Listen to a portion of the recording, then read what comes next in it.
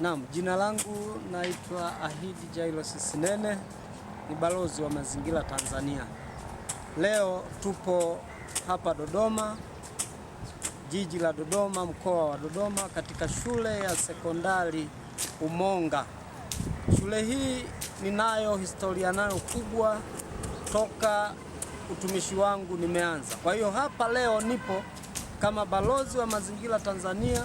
Ninakumbuka shule yangu ambayo ndiyo nimefanya kazi kubwa ya ustawishaji wa mazingira hapa kwa kupanda miti, ikiwemo na shule zingine za mkoa wa Dodoma.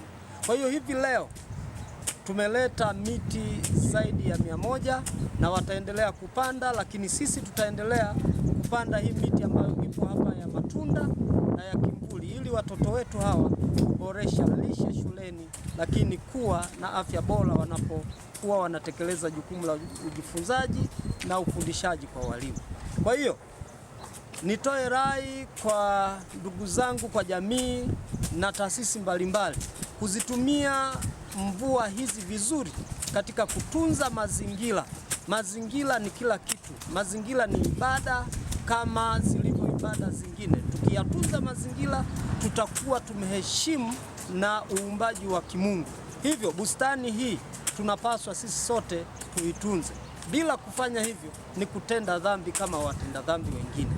Kwa kusema haya, niombe kwa dhati kabisa kwamba mvua zinazoendelea tuzitumie, kila mmoja anaweza kapanda miti 5 miwili kwenye eneo lake, alafu na sisi walimu tunaendelea kurithisha mwanafunzi hadi mwanafunzi mwingine, kuhakikisha anapopanda mti, anapomaliza kidato cha 4, basi ana mti wake na anakabidhi ule mti.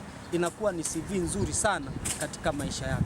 Baada ya kusema haya, niwapongeze sana kwa kushiriki katika ujenzi wa mazingira kwa namna tunavyoendelea kustawisha katika jiji letu la Dodoma.